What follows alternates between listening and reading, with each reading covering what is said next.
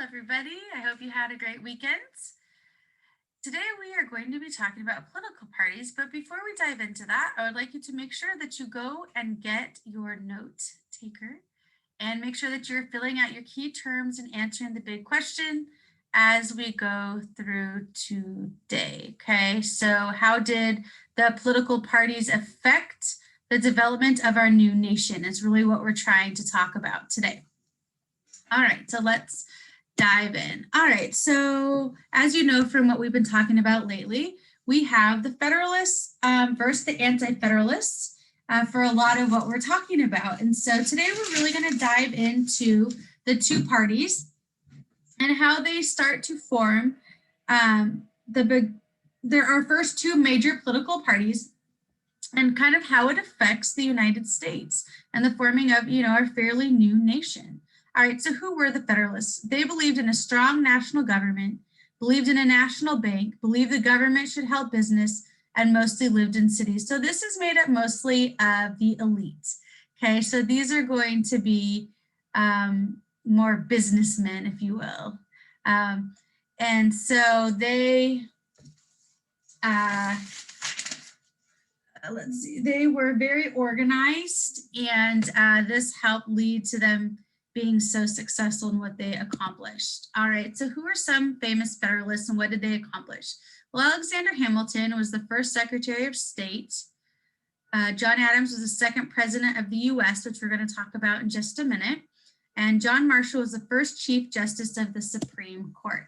All right, so who were the Democratic Republicans, also known as the Anti-Federalists? Okay, so they believed in a weak national government, and by weak, they just mean smaller and not as powerful.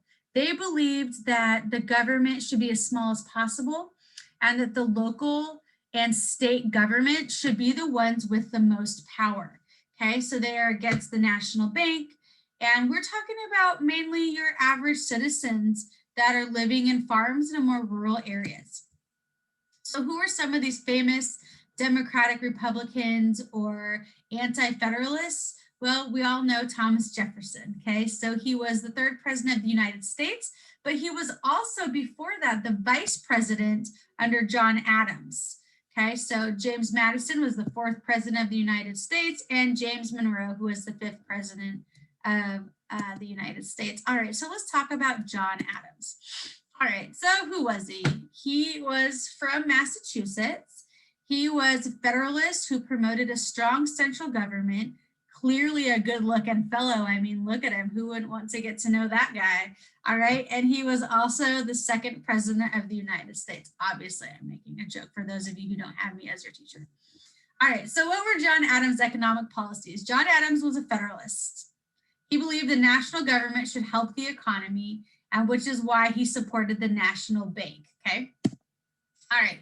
So under John Adams, we have the XYZ affair. So what you need to know about this time is that there is war going on in Europe, okay? So there's a lot of war going on during this time. And most importantly, the French, that has to do with this is the French Revolution is going on. And so what's happening is when the United States sends ships over to territories of France or Britain, they are seizing our ships and basically taking them and saying that basically they are casualties of wars, even though we are saying we are neutral. Well, they are not respecting that, okay? So John Adams sends diplomats to speak to the French about basically not taking our ships, okay?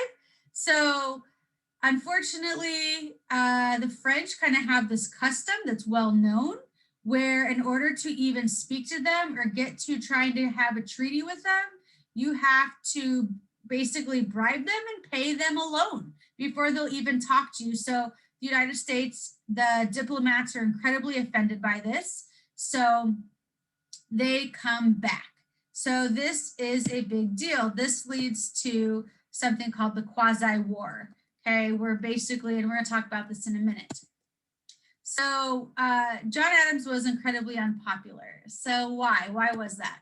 So many Americans wanted to go to war with France. So they wanted to fight France. They were very upset about them taking our ships and trade. This is bad for our economy. So a lot of people in the United States feel that we need to show our power and show our strength, okay? However, Adams felt that the US Army and Navy was not strong enough to fight a major war, right? We're still a smaller country, a newer country, especially compared to, we're like a baby country. Okay, we don't necessarily have the power to do that. Okay, and so because of that, the U.S. A lot of people think that he's a coward. They think that he was just too scared to go. All right. So after that, also under Adams, we have a Naturalization Act. Okay, so this increased the number of years someone had to live in America before being eligible for citizenship from 5 years to 14 years.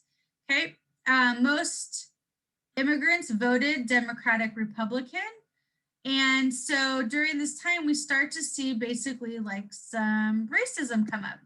Okay, so let's go through this political cartoon. I think this is fantastic. And I'm sure that as we go through it, you're going to be able to relate this to what's happening today. Okay, so 1780, which is what we were talking about, we have populist immigrants are wrecking our economy with their fecundity. We must erect a wall of brass around the country for the exclusion of the Catholics. Okay, so they believe the Catholics are ruining our country. Okay. Then 1850 comes. Chinese immigrants aren't assimilating. And if we let too many in, they'll undermine our economy. Starting to notice a theme here, huh? 1920, fast forward. Now, I've got nothing against Jews, but the Jews are coming in huge numbers. The economy can't take it. And I'm sure you can see where this is going to now, right? We've got nothing against Mexicans, but they refuse to assimilate. They're ruining our economy. We should erect a wall, right? The same idea of nativism is happening today. And so this is a really great time to think like a historian and think about how, as we move forward, you could be the change and you could be educated enough to make sure that these ways of thinking don't continue on. All right, so then after the Naturalization Act, we have the Alien Act. So what was it? So it authorized the president to deport any aliens considered to be dangerous, and it authorized the president to detain any enemy aliens in a time of war, right? So this gives the president a lot of power. This really concerns people because this is giving the executive branch a lot of power. And as you'll see in a minute, this is going to lead to a very famous court case. Okay, so we also have the Sedition Act. So what is this? It made it illegal for newspapers to criticize the president or Congress, and it imposed heavy penalties for editors who violated the new law. So as you can tell, people aren't going to like this, right? We believe that there is a freedom of the press, right? Our First Amendment guarantees that. And so this really concerns people that we are going to end up with a dictatorship, right? So people are very upset about this. All right, so this leads basically to the nullification in the Kentucky and Virginia resolution. So these were written in secret, okay, by Thomas Jefferson and James Madison. So they basically were getting really concerned that the central government was getting too much power, okay? All right, so they come up with this idea in secret because the Kentucky Virginia state legislature passed resolutions declaring their authority to nullify acts of Congress. The resolutions argued that the states had the right and the duty to declare unconstitutional any acts of Congress that were not strictly authorized by the Constitution. So this is directly in response to the Sedition and Alien Act, okay? They are saying that the states should have a right that if they deem something that Congress or the federal government is doing that is unconstitutional, that the state should be allowed to basically get rid of it. So the Kentucky and Virginia resolutions called into question the legal relationship between the states and the federal government that would linger until the Civil War.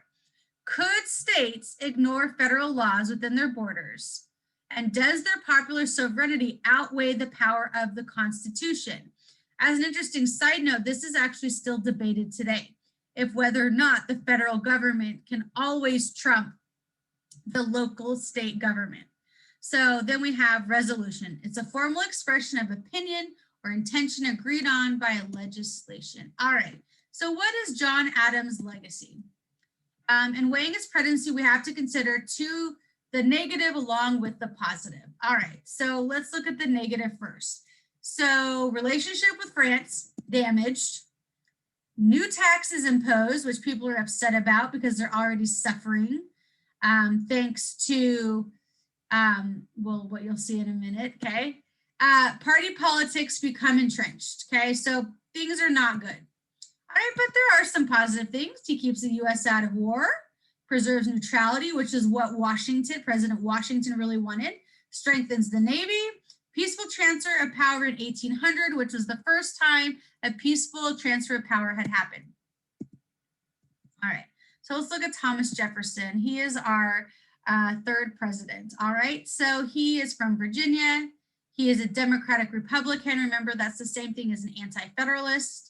And he was a strong advocate and he really believed in states' rights. He also purchased the Louisiana Territory. All right, so what were his economic policies? Thomas Jefferson was a Democratic Republican. He wanted the government to be smaller and was against the national bank. All right, so under him, he was able to make the Louisiana Purchase, which was super big deal for many reasons. One of them, it doubled America's size, okay? It also helped create some positive relationships with France. All right, so why did he want to buy it? Well, as you can see, the Mississippi River running down the middle of it.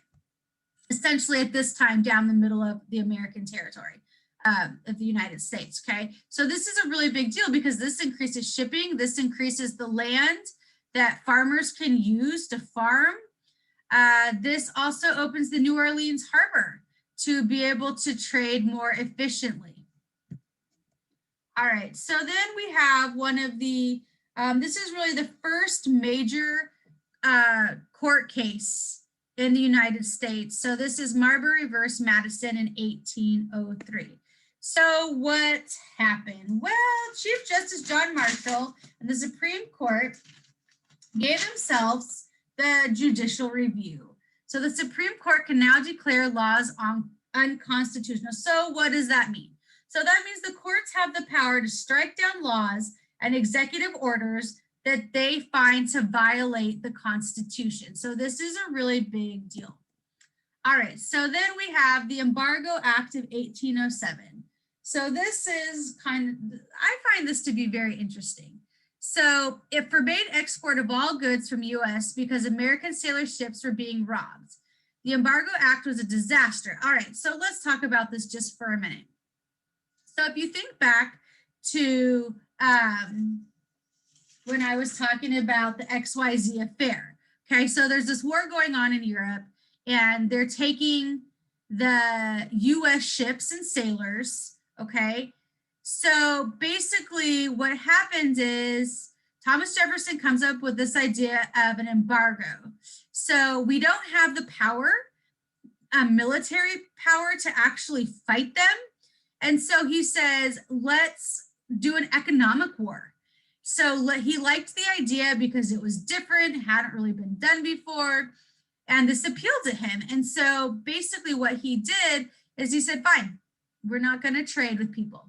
We're not going to trade with you, and this is going to hurt you economically. Well, unfortunately, all it really did was expose the weaknesses of the United States and showed that we didn't have as much leverage as we were saying. And so in the long run, basically what it did is it hurt the US economy.